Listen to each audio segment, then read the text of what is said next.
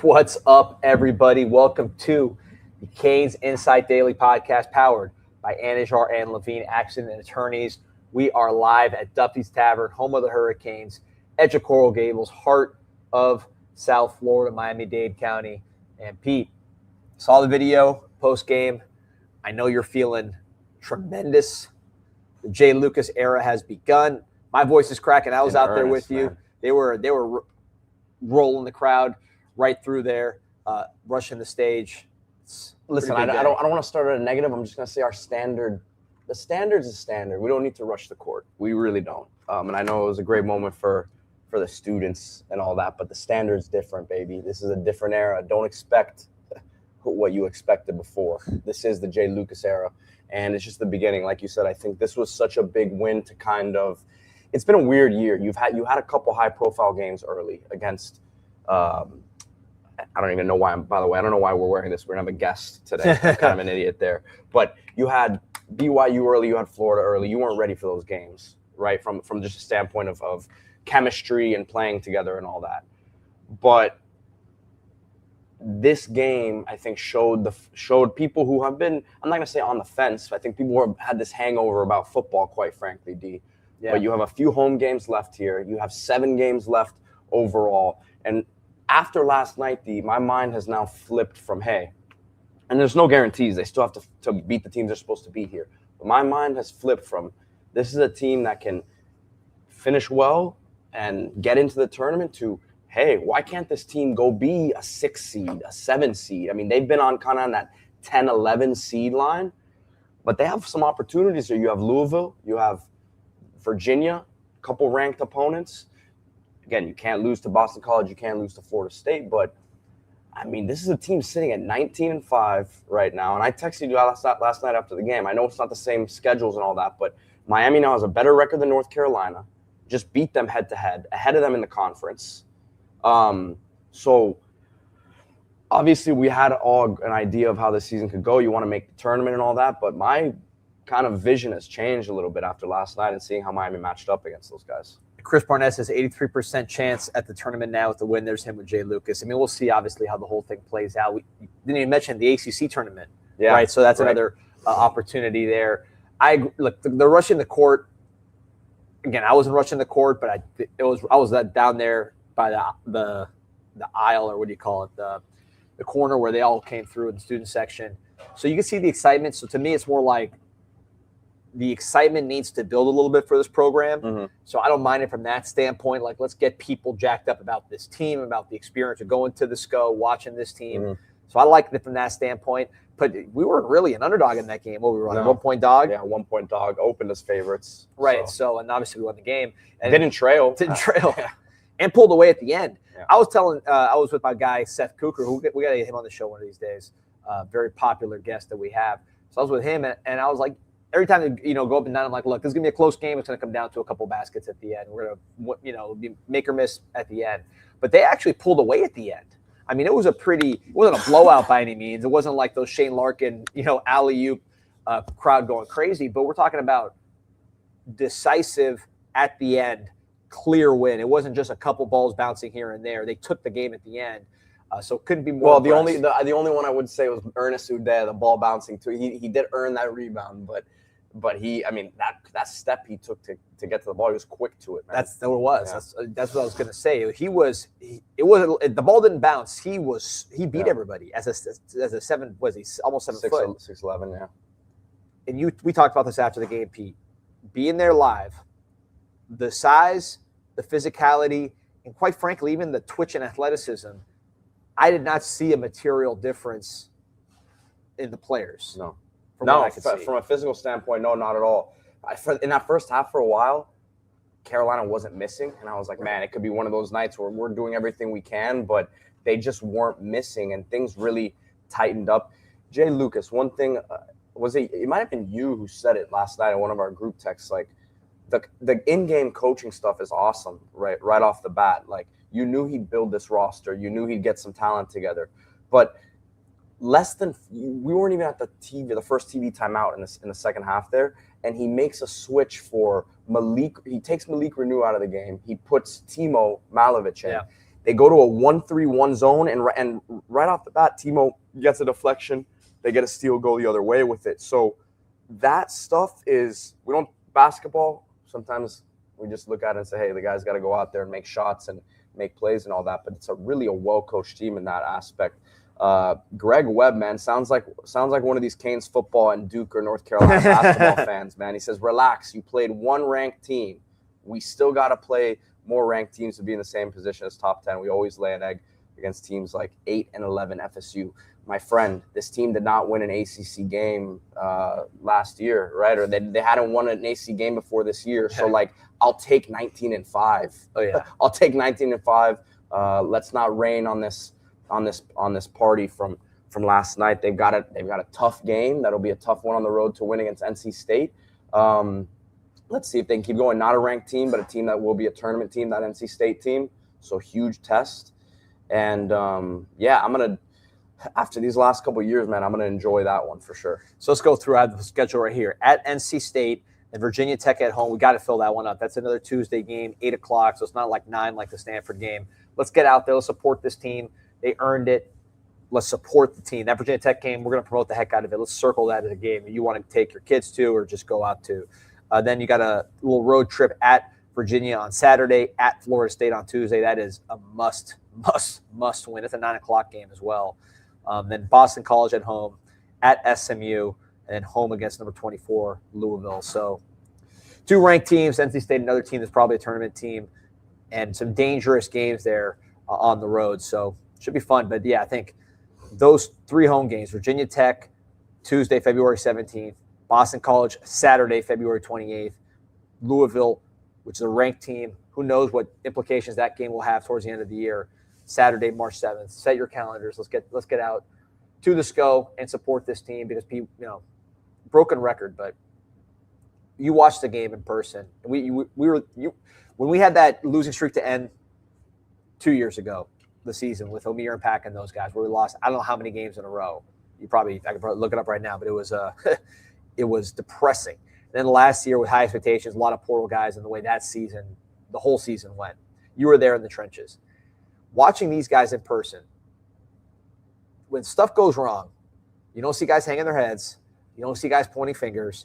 You don't see guys doing stupid stuff just out of frustration. They lock in. They get focused. Miss. They're not a perfect ball club. But the level of buy-in that they have from a consistent standpoint from the first game to now, you have to credit the coach, which we thought recruiter, right? Learning on the job as a coach, a lot of upside as a coach because of the people he'd been around and the experience he had. But to me, the amount of buy-in that he has in year one with literally an entirely new team, they didn't have one returning player, not even one guy he coached last year because he didn't bring anybody from Duke, like as far as the team.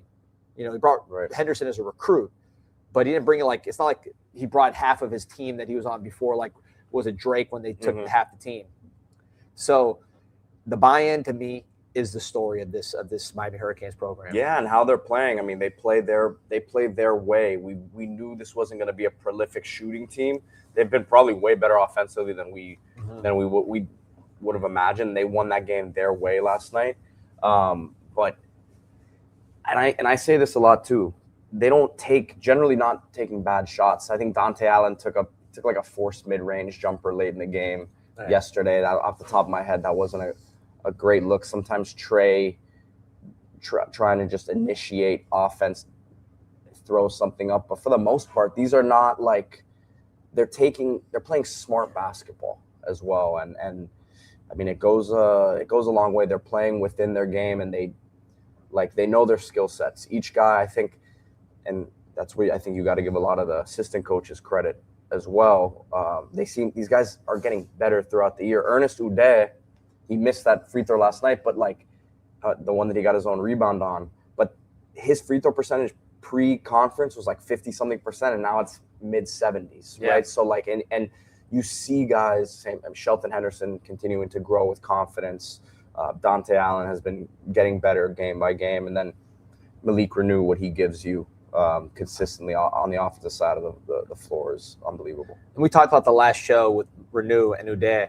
That was a big concern going into the season. I think we might have even asked Jay Lucas a question as initial press conference, because Indiana, where Renew was, they really struggled to get him going with their rim running big, who's similar to Uday, right? I don't know if he's as good as him, but the same style of game. This team, how many alley-oops have we seen from Renew to Uday? I mean, it's got to be one of the best combinations in the country. You're talking about two big men. Yeah. So that to me has been something I didn't bank on. I thought that was a concern, is those guys together, but really they've been spectacular. Again, Indiana couldn't figure that out. Yeah. Whereas Jay Lucas was able to figure it out. So shout out to him. Jay Splash, St. Peter's post games always hit. Jay Lucas era. Appreciate your support. Jack Covington says, I like Dante Allen. Yeah, me too. He's got more playing time, obviously, with Drew Washington. Now, who was there? Drew Washington was on the sideline. He was right there with everybody else on the bench. So we're sure we'll be seeing him pretty soon. But Dante Allen taking the opportunity to play more, really making an impact. I think with him and Shelton Henderson, we saw Malachi Tony and Mark Fletcher at the game. The football team was honored at halftime. The baseball team was there too. I mean, it was a whole event. But when your best players, like your best young players, like the guys you're building around, have that kind of attitude where they're just always locked in, they are not afraid to do the dirty work, which Allen and Henderson, they're not prima donnas at all. I mean, they're talented, but they're not guys that are not going to do what's needed to be done on both sides of the floor. I think that sets the culture from the top down. As you go forward, especially, hopefully keep both those guys for next year's team. That to me is the tone you want to set with your foundational guys. Jay Lucas said in the initial press conference, like, these are the first two Jay Lucas recruits. Yep. It was his exact words, talking about Dante Allen and Henderson. Pretty good way to start. Yeah, and look, you'll have to add another guy. You have Gaskins, as we said, coming in, add another guy or two from the high school class, and then I think you got to feel good about bringing Timo Malovich, Noam Dovrat, who's, I mean, how about that four-point play? It was a 1-point game at that juncture. Carolina was pushing. I mean, game had tightened up there. There was a few possessions in a row where neither team scored that I felt like at that point, if Carolina broke through, then they were gonna kind of run away with it, and they held strong, man. And that 4-point play really created some separation there. He's just like, for being, not the quickest guy in the world, he doesn't let ball pressure really affect him. He knows how to shield defenders off of him, use his body. I mean, that's why he's 23-year-old. He was a pro in Israel, right? So that's part of what comes with it. And he's been kind of nursing. He came in here nursing some injuries and stuff that he's been dealing with. I think as he continues to get healthier, man, he's going to be an important player down the stretch here for Miami. At Timo, you saw him hit a three. You saw him. One of those, he drove, got fouled. I think you'll see more of that as time comes. He had a nice defensive play where him and Altuve on Tuta's guy. Well, and I couldn't help but think, because I just saw like a couple times like Noam getting really down in his defensive stance. Him, Timo, even Sally, like, these guys were international players for their countries. Yep. Seeing a Carolina across from them, I mean, I'm sure they've watched these games on TV and they've seen it themselves, but like it's not like they're wide-eyed and like, man, I'm a little flustered because this is a bigger moment. When you've played on those international stages, it's not just another basketball game for them. So, no doubt. No, it's crazy, man. Again, so kind of the losses. This is to end the last Omier year. 1, 2, 3, 4, 5, 6, 7, 8, 9, 10 straight losses, and you follow that up with one of the worst seasons in Miami history. Talk about the 2024 season. So the immediacy of this turnaround is incredible. If you got turned off of Canes basketball because of that basically year-and-a-half period of straight losing, I get it. That's not this team. This team is worth the price of admission. Buy your tickets. It's a good buy, especially, look, this was a pretty packed game, this UNC game, but Virginia Tech and some of these other games, Louisville, you'll be able to get tickets. So get tickets, bring your family. I promise you, you will not be disappointed. They will not cheat you with effort, the way they play. And, yeah, man, Jay Lucas is the man. We just got to keep him. That's the name of the game now. Yeah. D, I got to say, man, as a guy who was hyping up Caleb Wilson, Miami did a pretty good job of keeping him intact. And he got hurt there, got his hand messed up there at the end of the game, or middle part of the second half there. But, I mean, 4 for 10 for him, 12 points. And he really, I mean, watching that Duke game, they didn't really have anyone that could match up with him. I mean, Boozer was covering him, and I'm a big believer in Boozer at the next level as well, but he's a little bit looser of an athlete. And he was kind of getting in these little, he was great footwork and getting in these crevices and getting around people and using his length to finish and shooting over the top. You didn't really see him have the opportunity to do that last night. Miami was throwing bodies at him. Including Dante Allen, who's 6'4". I mean, because he was strong. So I think what really hurt him in this matchup to me was the strength of our guys, like our physical strength. He was trying to post guys up that he just couldn't move back. He tried to post up Sheldon, couldn't move him back. Tried to post up Dante, couldn't move him back. And then you talk about Malik Renew. They were going toe-to-toe. And look, this guy's a top 5 pick. Henderson's not there yet. But one thing about Shelton that I think makes him unique is because his handle's so good and because his body, he's so strong, when he wants to kind of impose his will, he can kind of do what he wants. Now he's got to finish, he's got to make the free throws, he's got to do the rest of it. But like as far as like, hey, I don't need someone to set me up. I don't need much. Just give me the ball. I'm going to drive to the hoop. And if someone's trying to body me up, that person's probably going to be with the cheerleaders under the basket. Well, this is a very D-Money-esque statement I'm going to make here, but it's like you almost have to guard him like young LeBron, where you take a couple steps back and let him let him take that mid-range jumper and force him into it. But then he picks up steam. But that's the problem is that he's initiating contact, and then these guys are falling back, few feet. So he's still be able to create that separation going downhill, and good passer as well. I think that's something that we see, and hopefully if he stays here another year, you'll see him. And he was doing it last night, kind of running the point a little bit. So I think you'll see him continue to do more of that moving forward. I got to pull up your tweet here, Pete, because it's already getting referenced here as you're using the language of the kids these days. Where is it right here? Where's your tweet? You had a lot of tweets. A lot of tweets. Oh, yeah. So you had Jay Lucas, Morgan, Hubert Davis. There you go. Jonathan Levy, the Miami Mogger Mafia. Let's go, boys. Appreciate your support. Yeah, it was a mog and a half, quite frankly. I mean, Hubert Davis didn't even look at him. Jay leaned in and gave him a pat on the back. Not really sure how Hubert recovers from that brutal pill, but we'll see, man. North Carolina fans weren't too happy last night.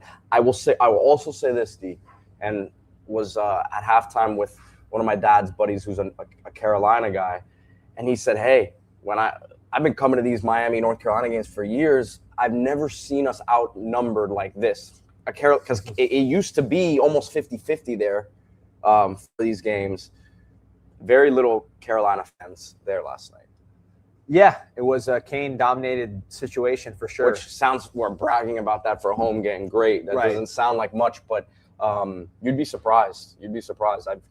I was sitting in the Carolina section, so I was a little bit surprised by that in a good way. And they just beat Duke, so their momentum was high and everything else, and still didn't matter. No, man, it was fun to watch. Jay Lucas, really the more you kind of see him operate, he's much more similar to Mario than I would have thought. I mean, obviously different background. Jay Lucas, coaching family, kind of royalty, more pedigreed. Mario came up the hard way in that way. Not that Lucas didn't, but, his dad was such a great coach. He kind of was born into it. But they're so focused on, hey, we came from we know what big-time football looks like. Jay Lucas growing up, playing at big-time programs as a player, then going to Duke with Shayer. And then Mario, what he did with Alabama and Oregon, he knows what the big-time level is like. Mm-hmm. Lucas leaves Shire, comes to Miami, and builds it very quickly to that level of physicality, athleticism, size, and it just looks right. And I remember a play, reminded me of Mario. I remember when Mario yelled at the guy for celebrating too early. I forgot what game that was in the playoffs. Lucas did something similar with the players, because it was like one of these situations where they got to stop, got a rebound, got fouled. It was pretty much done at that point. I think it was like a 6-point lead. We were going to 8 or something like that, and they were all I think Shelton was pumping up the crowd, and he pointed to him and goes, "Get the hell to the line! What are you doing?" And you could tell he was just like trying to lock him back in. It's just different bodies, different backgrounds, kind of similar how they're trying to get down with the physicality defense and certainly the player acquisition to make it look a certain way. It's working, man. It's working. So great. We're calling it the signature win for the season, but they've got some opportunities here, more opportunities against ranked teams here in the weeks coming. We need it's ACC tournament, Shire, Lucas, Boozer, Canes. I mean, that needs to happen. If that game doesn't happen before Boozer moves on, it will be a travesty for college basketball. Yeah, we gotta get it in the ACC tournament because old John Shire put the word in and didn't want to play us in the regular season. I mean, talk about that situation with the I had an assistant coach that got punched in the face and then it got turned into he got trampled. I mean, let me tell you, I'm glad the guy's okay. After getting punched and trampled in the same night, man, really, prayers go out to that staff member at Duke, and you just hope that. I gotta say, man, for me being upset about the court rushing last night, Hubert Davis, I didn't hear him say a single word about it. Respect Hubert Davis, respect the North Carolina program. Just don't take Jay Lucas. Let's not pull up the actual videos of Duke students throwing water bottles at Carolina last year when they beat them on their home floor. Let me talk about one more person here, because I got a question here from Flankerton saying Renew working his way into a first rounder. Let's talk about that, because he is shooting, and I was shocked to see this number, but the number is what it is. He's shooting right now almost 36% on threes. He's taken 2 a game, so that's clearly trending in the right direction. Only took less than 1 last year and shot 12% from 3. So the 3-point volume has increased tremendously, and the accuracy has increased tremendously. His free throw shooting, 78%, 20 points, 2 assists, a little under 7 rebounds, but Uday steals a lot of those. And I thought his defense was, to me, better than advertised. He competes at that side of the ball. I mean, if he keeps trending that way with the 3-pointer, is there a chance? He's such a good player. Yeah, I mean, to me, let's say it's not more first round. about Let's just say NBA. Yeah, to me, he could be why not be a second-round pick and a guy who's like a 2-way contract sort of player and works his way into it. I would probably say maybe like the foot speed or just like being able to put the ball on the ground, and because he's gonna have to play on the perimeter more than he is now. Which, by the way, he does this year too. He's taking guys off the dribble, right? In his way. I mean, it's in a sense, Jordan Miller, it was a similar sort of thing because he was posting people up and it was his footwork and all that. I wouldn't even say that as much as, and Malik has said it himself, like his playmaking for others, his passing, like when he gets the double team, because I mean, he may not get that. He's not going to get that sort of attention defensively at the next level. But what can he do to get others involved outside of just, scoring around the rim and hitting the occasional jump shot like we're talking about? And he almost averaged 3 assists a game, Indiana, 2 years ago. So it's like he's been a good passer, really. And obviously here he's scoring more than he did ever, but he's still passing the ball. Again. These are good kids. The way they play, the energy Renew brings. He was one of the main guys pumping up the crowd, pumping up his teammates, competing. Just really, really good evaluations and we're going to get into football evaluation. I know people were asking when they're recruiting, all that, but you want to talk about football evaluations and getting the right guys in the building. Jay Lucas is not just getting the highest rated guys. He's getting guys that are going to do what needs to be done on the court between Trey, between Uday, between Renew, as far as the 3 upperclassmen, exactly what you want. And then 2 freshmen, exactly what you want. Got to get True back up and running. It's good that you got to see that, I think, and watch that game. And I'm sure he's itching to get back out there and help his team win. So Depth might be an issue, but we'll see how those Euros progress as we get to the tournament, to the ACC tournament. And it's a fun team. I think it's a tournament team. If you ask me to bet it right now, they might drop one of these that you're going to be frustrated by, like a BC or who knows, one of those games. Just like, please no, don't do that. Don't do that but to me. I just think they're going to win more. I think this is a big confidence booster. They'll get for them. there. I think it's a big confidence booster for them because they legitimately did not have a win like that. That was, and I can be honest with it, like they hadn't really beaten anyone. No, they hadn't. So beaten who they've supposed to beat for the most part, but. You lose on the road at Clemson. That was an opportunity in the ACC. And then it's very tough to get to FSU, even though that's not a good team. But they're starting to come along, by the way. FSU is starting to – they had won 4 out of their last 5 before – they lost by 3 last night against Virginia. Mm-hmm. Who might play. But I've told you from the beginning, I like Luke Laux, their coach. I mean, he comes from the NBA. I think recruiting is tough, man. Recruiting is tough for Florida State. If they don't have the money for football, are they going to be putting the money in for basketball? That's – from the outside looking in, what my concern is. And I think, to me, like when you think about keeping Jay Lucas long term, I promise you we're going to switch to football recruiting for those who are locked into football. But the fact that you have Caleb Gaskins coming in next year, who's from Miami, there's more guys on the horizon. You heard him in the initial press conference when we asked about Florida recruiting. He said that Florida's become the #1 recruiting state to be in. So it's like a place you want to be in. It used to not be. Like people did not want to be in Florida. A lot of guys are moving their kids down. A lot of people are moving their kids down here to play too. So NBA legacies, it sounds like a small population, but at the end of the day, NBA legacies, there's only so many guys with the genetics to play in the NBA. So if you get their kids, you got a much better chance. So a lot of those guys, a disproportionate amount of those guys live in Florida. Dante Allen being an example of that. The Boozers obviously. You didn't get the Richardsons, but the Richardson brothers as well. So, but there'll be more. I mean, it's just, again, if they all live here, or many of them live here, there's only so many people with the genetics to do what needs to get done, the height and all that stuff. So I think that's going to be something that you see over time continue to listen. I heard Caleb Wilson was almost an explorer, man. Really? Yeah, because he played on the same AAU team as Boozer and these guys. Oh, wow. In the summer, and so there's some history there. Could, just watching him play and kind of how he operates, could Caleb Gaskins be I'm not saying the same impact, just averaging almost 20 points in the ACC as a freshman, but could he be like a similar attack approach? Yeah, it could be. I mean, I think Wilson plays a little bit more like a big man. Yeah, more boards. Yeah, than Gaskins does at this point.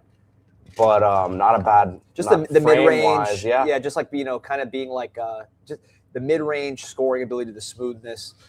Because he was a good athlete, seeing him in person, Caleb Wilson, but I wouldn't say he was like freakish athlete, very good athlete, but not like he wasn't like jumping over people. He was smooth, knew what he was doing out there. Yeah, 6'10", 215 was Gaskins, 6'8". Yeah, since 6'8", yeah. Yeah, so not as much of a big man. He's not going to average 10 boards or whatever he does. But I don't know, the scoring, I could see some similarities there. And Gaskins I think he's pretty much over it now, but I know at a certain point I've been dealing with a shoulder thing that was kind of limiting some of his physicality out there. But no, really top-level shooter, can score it at all 3 levels. And, I mean, you pair him with Shelton Henderson. I mean, this is, you know what, and also we'll end the basketball talk on this. People were getting on me the other day for saying this could be a top 20 preseason team next year. I mean, is that really a crazy statement if this season finishes out strong? No. With the roster that they could be bringing back next year? They have a lot to replace. But you don't think this is going to be a premier destination for portal guys? After the 3, you really went 3 for 3, 4 for 4, right? Because you can't say any of those guys, Trey, Renew. Yeah, I always forget True because True wasn't. He has another year of eligibility. He's not a one and done guy here. But all of those guys had better years than they had at their prior stop. Right. Pretty sure. Definitely the 3 we mentioned. I'm pretty sure I'm going to pull up True stats now. Yeah, so True is better across the board, more points, better percentages, same amount of assist and rebounds and steals as his prior stop. So all 4 portal guys that we brought in are doing better statistically than they did at their prior portal stop, and they're winning a lot of games at the ACC level. So if you're a portal guy, your stats are going to be better. You'll play at a better conference for the most part, or at least get more of an opportunity in a better conference, and you'll be in Miami. It's a pretty good sell, and you get paid. So I think it's going to be long way of saying, folks, jump on the Canes Hoops bandwagon. It's not too late. We need you. You're listening. You're waiting for the recruiting stuff. We'll get to it now. Jump on the Canes Hoops bandwagon. This is a real team. You won't be disappointed. And it's going straight up. So. Yeah, man. I'm trying to find the tweet. I had a Canes fan tell me that I didn't watch ball on Twitter because I said this is going to be a top 20 team next year, saying that I have no idea how that roster stacks up. It might be a top 20 team this year. That's what I'm trying to say. Like, I don't even think that what I said was a crazy statement at all. But so, anyways, we got to talk football now. I can talk recruiting all day as we are here live in Duffy's Tavern, the home of the Hurricanes. Let's shout out our friends at ZONIN Prosecco, the People's Prosecco, I like to call it. My mother-in-law has never been happier than when we got this the ZONIN Prosecco sponsorship. My boy Rob, South Florida Zone, who is working with ZONIN, which is one of the biggest winemaking families in all of Italy, award-winning. We're talking about generations of wine. Their Prosecco, our guy Rob, CanesInSight fan, Canes fans, been trying to spread this thing out all across the United States, not just South Florida, but all across the United States. Total Wine, if you're in South Florida, Publix, Jensen's, ABC, all that stuff, but liquor stores, wine places across the entire United States, especially Total Wine restaurants. ZONIN Prosecco's spreading out from Italy, where it started, and it is just complete high class. Let me get the picture up here as we work this here. This is my favorite picture we ever use when we do these spots, because every time I see this picture, I'm just trying to imagine the party. Pete, you think this is what it's going to look like for the? Great. I'm sorry. Wait, what's going on? I found the tweet. Oh, you found the tweet? This guy said that Miami needs to ditch 70. This is 2 weeks ago. Told me that Miami needs to ditch 75% of the roster and bring in legit depth and shooters. Who is this? Some clown, Kane Dude 08 on Twitter. Well, Kane Dude, if you support the show, we love you. But yeah, not a great tweet. But there you go. This is what we were looking like after beating UNC yesterday, Pete. Yeah, definitely. My buttons were down about to my belly button. Duffy's was on fire, man. It was a scene. So let's pop the ZONIN Prosecco for the tournament bid, right? That'll be the next ZONIN Prosecco. We'll drink in between. I know my mother-in-law, my wife will be slamming this pretty much every chance they get. But for the tournament, pop a bottle of this ZONIN Prosecco. Again, you can get it all across the country, but in South Florida, talking about Publix, places like that, Jensen's, ABC Liquors, and Total Wines across the country. If your restaurant that you go to, your liquor store doesn't have it, tell them we need ZONIN, one of the top-rated wines in Italy, best by the People's Prosecco. So let's get to recruiting there, Pete. After you dunked on our buddy Canes, dude, 75% of the roster. Who are you getting rid of? That actually plays. Like who are we not happy with that's playing right now? I don't know, man. It was wild to me. This is a good roster. It's not a perfect roster. They need some shooting. Yeah, but that'll come. Yeah, I think it's I don't say it's an easy fix. And also remember, injuries happen to everybody. The situation with Malik Allen, with Marcus Allen, really beyond unfortunate. Yeah. Although I saw he was at the game, man. He looked good. He looked like he could play. He's been at every game. He's been at every game. So he looked good, looked healthy. Obviously, you got to get through that process with team support and in support of Canes fans and of course his family. But on top of just wanting him to get through it, get better, you miss him on the court because he was a guy that wouldn't compromise your defense and still shoot for you. He was shooting well before he went down.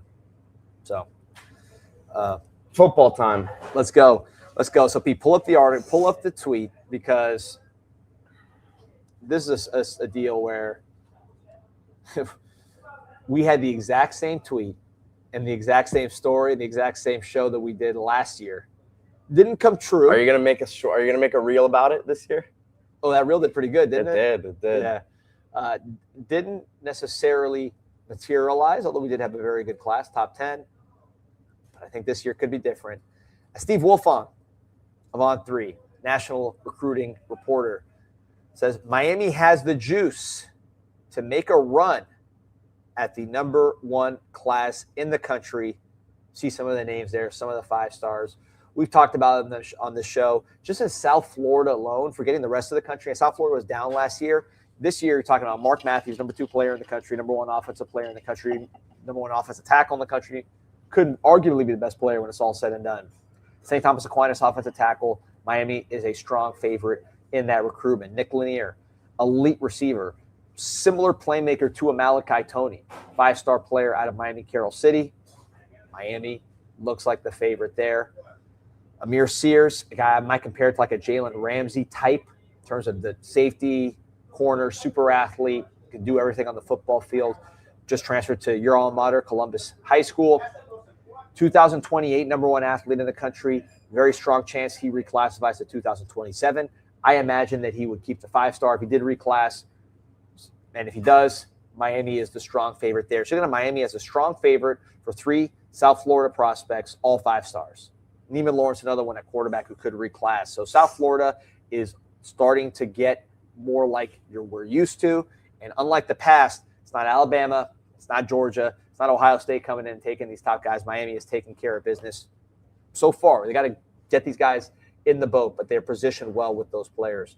But the article goes through guys all across the country that Miami's after. I wanted to focus, Pete, on 3 offensive players that not only Miami's in the mix with, but Wilt Fong identified as guys that we have particular interest in and have momentum with. So there are 3 guys listed in the article. Goes through a ton of guys. We've gone through a bunch of them on the show already, but there's 3 players in particular that Wilt Fong identifies us with juice, and both on the offensive side of the ball. So Pete, you pick where we want to start here. We'll start with Monshon Sales.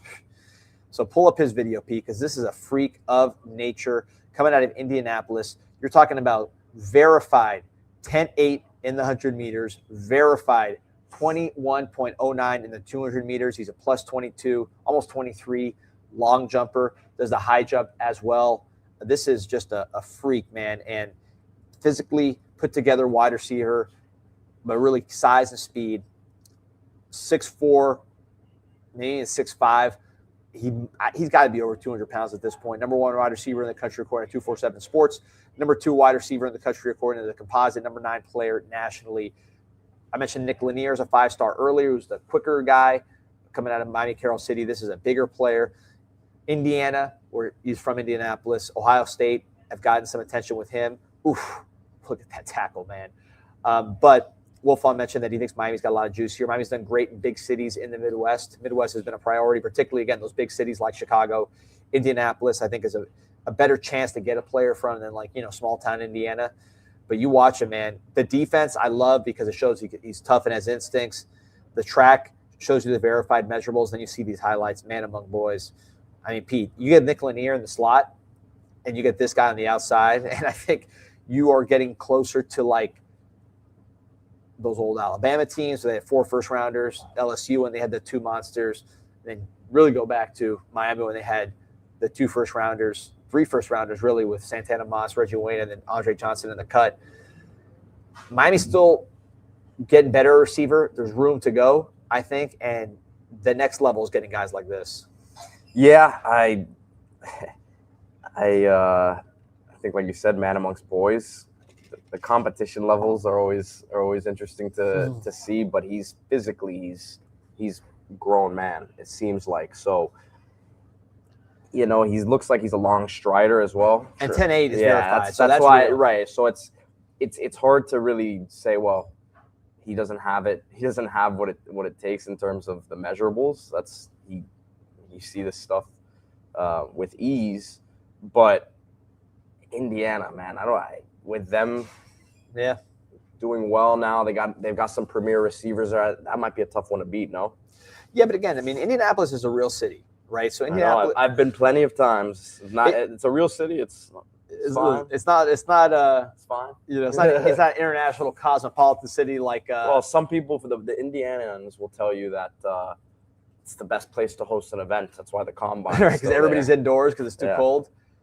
And this guy might not want to be in the cold. Right. Look at that block. Yeah, and you see him on defense too, hitting. So this is a physical player as well. So yeah, Indiana has a lot going for it, but Indiana doesn't necessarily it's not their world as far as winning these recruiting battles. Not saying they can't do it, but they're more eval, get good players that they've developed. So this would be a different thing for them to win these kind of battles. Ohio State is kind of what they do. You didn't see crushed that one. him. He crushed the guy. But you look at Ohio State, this would typically be an Ohio State one, right? Mm-hmm. They don't have a Brian Hartline anymore. So does that have the same cachet that it had in the past? I don't know. We'll see. But Will Fong specifically identified Miami as a guy to beat here. Kind of reminds me, Pete, really, if you're looking at his skill set, I mean, Milan Paris, who you got from Akron, Ohio, again, another Midwest city, not as big as Indianapolis, but it's a city environment coming down to Miami. Similar in terms of the size, the verified speed. Mario was bullish on Milan Paris when we talked to him earlier this week. Mm-hmm. So Midwest, I think Miami has an opportunity to continue to get elite players from there. Lightfoot, Justin Scott, Jackson Cantwell, Luka Gilbert coming from Cincinnati. They're really doing work in the Midwest, and this would be another big one.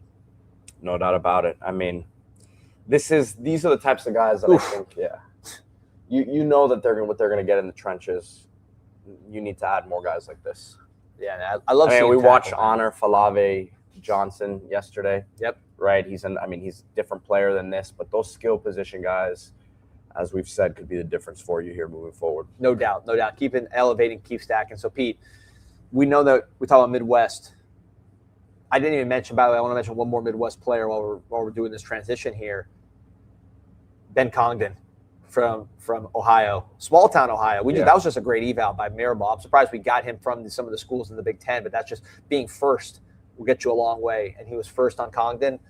We're hearing great things. You saw, he was out there last night standing next to Cantwell, and you guys know how big Cantwell is. And I saw him, guys, I saw Congdon walking around on campus the other day in street clothes. Let me tell you, just watching his huddle stuff, I was almost thinking, hey, I wonder how much, if this guy's a little skinny, if he's going to need to put some weight on.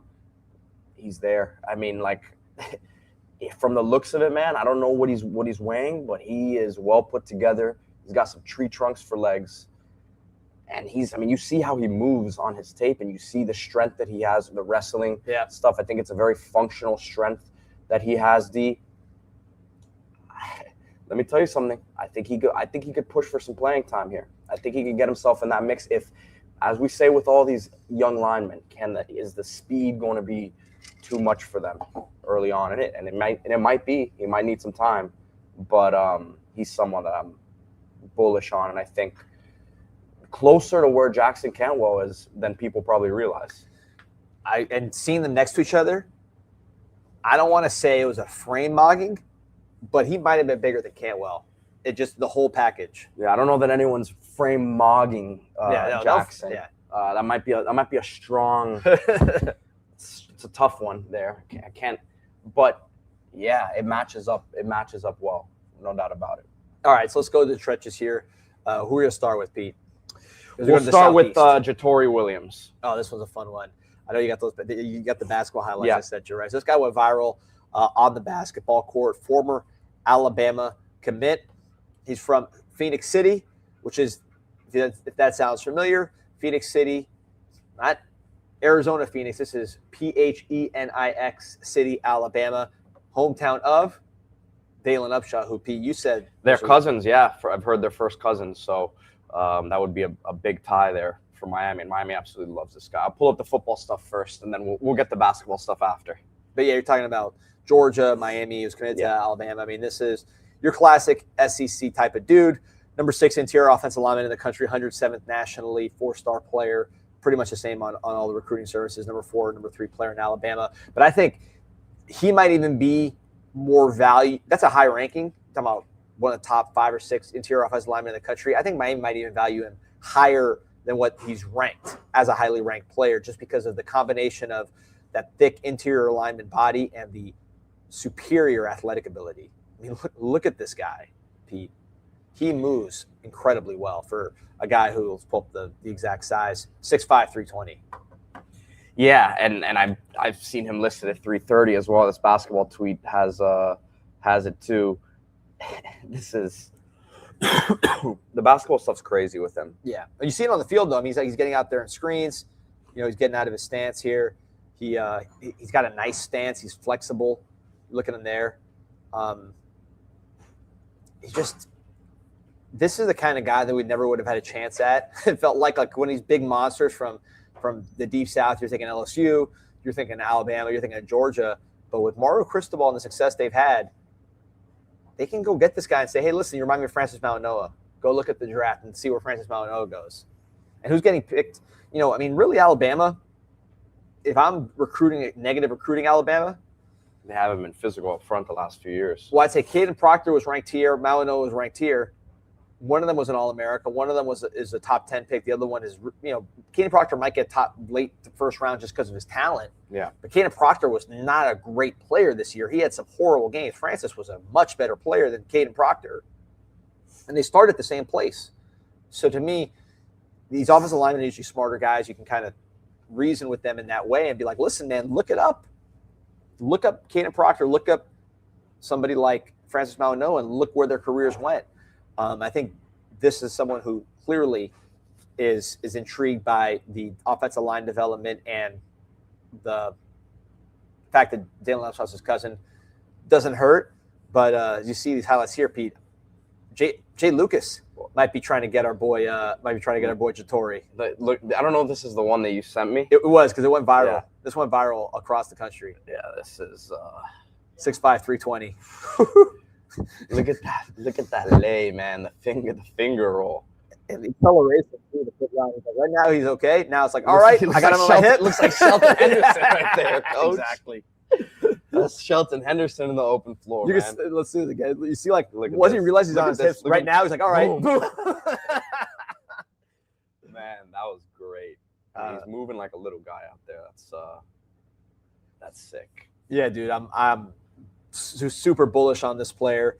Body type's exactly what you want. Doesn't look fat, really. I mean, he's thick, obviously, but it's not like he looks like, Ness Cooper was 400 pounds and had to lose weight. Yeah. By the way, another Alabama guy that Miami was able to bring in. Let me see where Phoenix City's located. Have you ever been to Phoenix City? No, I haven't. Travels? I haven't. So Phoenix City, it's about 3 hours from Birmingham, which is like where Cooper's from. But they might know each other. They might know people. Offensive line coaches, the personal coach. You know how that is. It's a very small world. But to get Ness Cooper from Alabama, to get him a guy who's a 3-star, basically a 4-year starter, 3.5-year starter, national championship starter, captain, academic All-America, All-ACC, and now he's going to the NFL.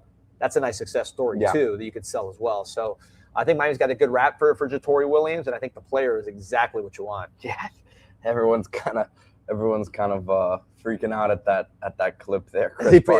Lefty finished, too. Is that Jay Lucas in a picture there? Yeah. There we go, Chris. Chris Barnett was saying that Jay was a really good dude. I talked to him after the Clemson loss for like a long time. He was just like a great dude in that way. So good to see he's connecting with the fans. And look, we didn't get Jason Lopez or Calvin Russell. Maybe Jatori is the next. Maybe Jatori. Listen. That might be an easier sell for Jay once he sees that play right there. That's it, man. All right, so let's go in another offensive player I want to highlight here who Will Funk flat out said Miami is the leader for this player. Reed Ramjier. I've heard similar that Miami really, really is in a good spot for this guy. Yeah, and what stands out here, first of all, highly rated 4-star player, not as highly rated as Jatori, number 15 interior offensive lineman in the country according to 247, number 18 according to the composite. Again, he's a solid 4-star player, 6'4", 290 out of the First Academy in Orlando. You see all the nationally ranked matchups there, including Ashari Charles. Well, look at this field. I heard Ashari Charles is looking good. Oh yeah, I'm excited to see him. Look at this field, by the way. What the heck is this field? This is that was strange. I've never seen that one. Anyways, he's playing right tackle here. I think he projects as maybe an interior lineman center. But first of all, good player, athletic, has the frame. He's not fat. All the things you like. But what jumps out to me, Pete, Orlando, Max Buchanan, Jaden Wilkerson. The First Academy. Didn't we get Demetrius Campbell from here a couple years ago? Or was that Wilkerson? No, I think we tried to get the safety that went Devin Jackson. But one of those guys went there. It's a First Academy, and I think it could have been maybe Campbell. Maybe switched. I don't know. These guys move around, but so Orlando, you did get Max Buchanan from Sanford, which is outside of Orlando, but it's, we'll call it Orlando area. You got Jaden Wilkerson. Look at that, man. This guy's good. You get Jaden Wilkerson from Edgewater. You get Demetrius Campbell from, I forgot what private school he went to, but he's also from Orlando. Darian Coleman from Orlando Jones at quarterback. I bet the three guys I mentioned were offensive linemen. You get J.J. Edwards, the outside linebacker, also from Orlando Edgewater. So Orlando is really becoming, Pete, a hotspot for the Miami Hurricanes in terms of just landing premier players. And again, it's a city, so that's part of it too. Is we're not talking about Polk County, right? This is a city. I mean, Reese Woodrow's from. Oh, sorry, Reese Woodrow. Yeah. Yep, that's the one I was missing. Reese Woodrow. I mean, this guy's a little Woodrow coded. He is a little Woodrow coded. Reese Woodrow from Boone, a big public Boone. school down there. So you're talking about when you look at, can we get guys from Orlando or the Orlando area, which I include a pop guy, include Sanford, Warren Sapp from that area, Brandon Merriweather from that area. You've gotten guys from that neck of the woods. I think, look, Gators and Knowles are heavy out there. I get it. But you're talking about a city atmosphere for players who you're trying to bring into a city college. That matters. You're talking about a Florida and Florida State program that are both down big time. So to me, Orlando's a place, as you see Ramsey, man, he moves very, very well in space for a taller guy, 6'4". You bring those guys down and go hard in Orlando when Florida and Florida State are down. You could really stack your roster and get an edge, and it perpetuates because you get one guy from a high school that has success, you get the next one, right? It becomes a pipeline where you've now shown, hey, Orlando guys can go down to Miami and have success. If Darian Coleman becomes Miami's quarterback of the future, he's going to be a hero to Orlando kids. That guy is in the heart of Orlando in Jones High School. Jones High School, for those who've never been to Orlando, that's like right next to the. That's right next to the stadium. Right next to the stadium, yeah. So he's like an Orlando kid through and through. Although I think he actually wasn't Kennard Lang the coach there for a while. Yeah, I think he's from there too. Yeah. Actually, no, I think Darian Coleman he might be from Plant City and these guys move around so much it's hard to keep track. But certainly we're at the high school. Oh, and thank you, by the way, Rashad Haynes in the comments. DeAnthony Lafayette, yeah, is Lake from Nona. Lake Nona. So look how many names we've said.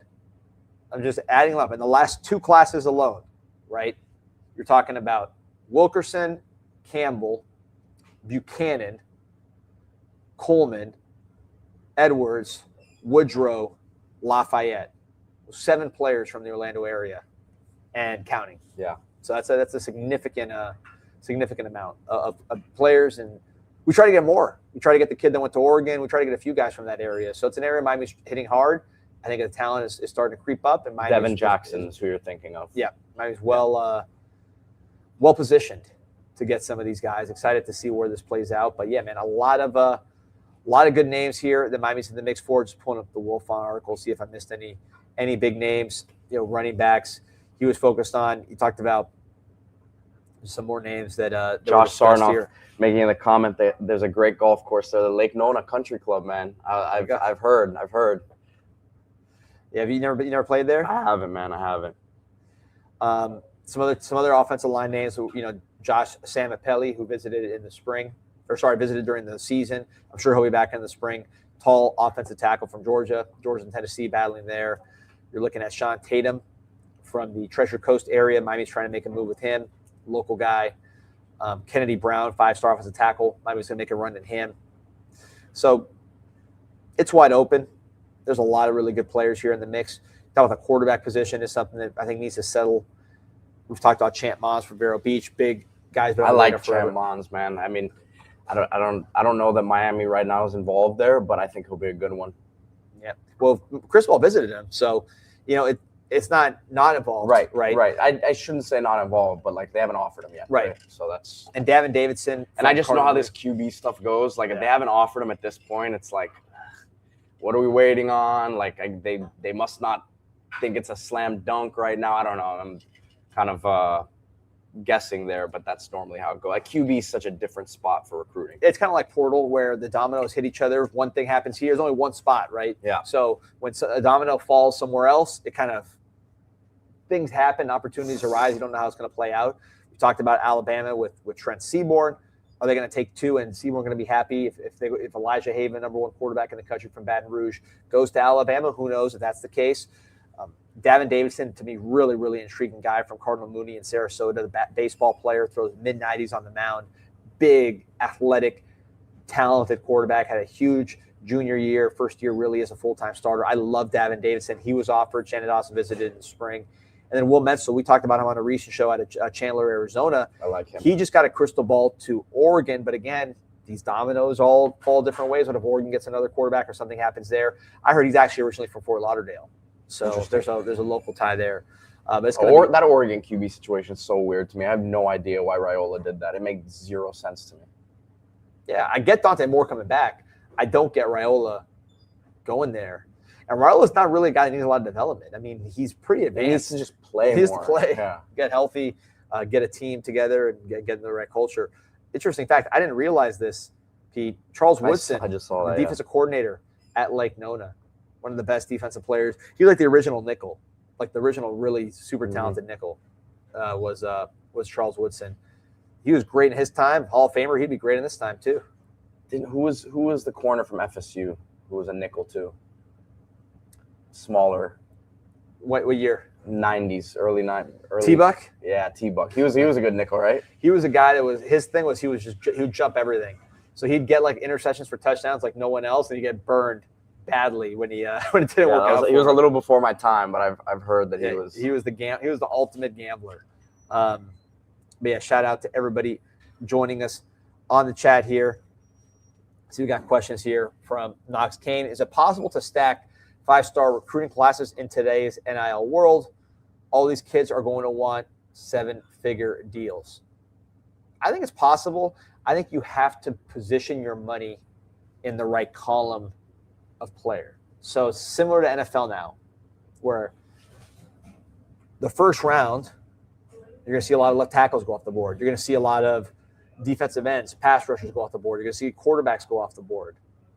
Even wide receiver, with the way wide receivers are getting paid, you've seen some of these wide receiver contracts and how exorbitant they are in free agency. You're seeing those guys get picked up in the first round of the draft. I think you're seeing similar in college. Maybe not receiver because the portal has been good at receiver, but certainly edge, offensive tackle. I wouldn't say quarterback because quarterback I think can get in the portal, but I would say if you focus your high school NIL money, this is just my opinion, offensive line, particularly tackle, defensive line, probably both tackle and defensive end, and then cornerback, which I find to be a tricky position to fill in the portal. Miami did it with Xavier Lucas, kind of a weird situation, and some of the guys they got last year, but that's a tough position to live on in the portal. Frederic being a homegrown guy. I think those are where you want to spend money on those 5-star kids because they're hard to get, and they're focused there. It's like the MLB draft, Major League Baseball draft. You look at the Major League Baseball draft, pretty much every pick is a shortstop, right? It's like its position value is where you want to invest. And I think when it comes to high school recruiting, you will continue to see Miami recruit tackles and spend a lot of money on tackles. Mark Matthews, who I think Miami's going to get, highly expensive tackle. Defensive line, Miami's in it with all the top defensive linemen again, because that's something they're ready to invest in. And then corner, I think Miami, and we've talked about we have not talked a lot about the corner position. I mean, Miami's in the hunt for some big names, both locally, some guys like, Zayden Gamble, who could be a safety, Sherrod Bourdin, a few others. But in terms of the national names, Josh Dobson, Miami's in the mix for that. John Meredith, Miami's pushing hard there. Nash Johnson, who's in Alabama, committed originally from Georgia. Miami's trying to flip him. I could see if one position Miami makes a splash on that we're not talking about now is corner. I think Miami really wants to add a premier first-round corner. That's one area, just talking to people around the program, I think Miami would love to have that first-round corner. And they got to bring in, maybe Jalen Waters last year. I think Waters is in that sort of bucket. Amir Sears, by the way, who would reclass the athlete out of Columbus. He hasn't reclassed yet, has he? I said if he would reclass. Which I've heard mixed things on whether or not that's happening or not. Columbus, normally it's a tougher process to do it, but he's good enough to do it. Like in terms of and it's one of those positions where I think he could come in and physically be all right. It's not like he's not like an offensive or defensive lineman.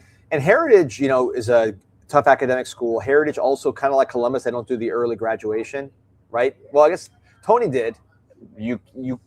you can. The thing with Columbus is that you need a which Belen, they did the same thing with Cheney couldn't come at that time, was you need a religion class that you can't take like in the summer or online normally. But again, there's always exceptions. So I don't know what that situation is going to look like. But if you do get Amir Sears in the class of 27 and you're able to get him to Miami, which again, I think Miami would be the favorite for an Amir Sears. Corner's probably where he finds his home, I think. He's fast. He's tall. Jalen Ramsey is the comp in terms of he could play nickel, he could play outside corner, he could play safety, he could play wide receiver. He's just a great athlete. So that's, if you're looking for that, who's that first round corner? It could be Amir Sears. We haven't even talked about as far as that position goes. So we'll see, man. So it's a fun time to be a Miami Hurricanes fan. Make sure you get out to the Miami Hurricane team store. Get some Valentine's gift. Valentine's creeped up on me this week, man. February, it always does. Seriously, February 11th. You think your girl would like one of these? Maybe that beautiful U pendant right here. I think that's what she's been waiting on. Right here, look at this dress kind of thing here, robe. I can't really tell what this is, but it looks pretty legit. Valentine's Day gifts. There you go for him and her. So any ladies listening, want to get your husband something, you could definitely get something at the Miami Hurricane team store, MiamiHTS.com, promo code INSIGHT20 for 20% off your first item. If you're going to the light this weekend, which you should, we'll talk to Coach Artiega. Talk to Coach Artiega tomorrow and really get into Canes baseball. I'm sure a lot of people are going to go out to the light. Just cross the street right there across US 1. You can go to the Miami Hurricane team store. Promo code INSIGHT20. The net rankings for college basketball just got updated. They weren't updated once the show started today. This makes no sense to me. And I'm a net rankings guy, but I don't understand how beating that team last night. We were 37th in net rankings before the game last night. Carolina was 22nd. We moved up one spot, and Carolina dropped from 22 to 26. And we moved up from 37 to 36 in the net rankings, which are the net rankings are what the committee uses. They don't care about the voter rankings, right? So it's a very like who you've beaten sort of thing, and how much you're beating teams by and all that, and even the which that hurts Miami, right? So that I guess is hurting them in the equation. But you move up one spot after beating them. I don't really understand that. Yeah, I think the fact that Miami's not beating teams by a lot, if that's a factor. Yeah. This is not like I mentioned the Shane Larkin team. That team, the reason I always say that was the best team we ever had is that team like demolished teams, right. Including the team we just played. But this team's built different.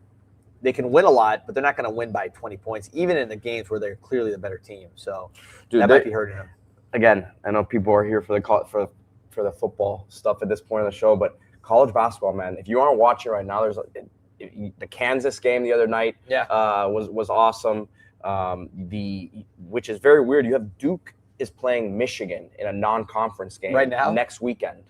Not this weekend, next week, but that's Michigan looks unbelievable. Have you seen Michigan? I mean, they have monsters everywhere. May is doing a great job with that team. College basketball, man, it's on the uppity up. But jump on the bandwagon, man. Definitely can't jump on the Canes bandwagon.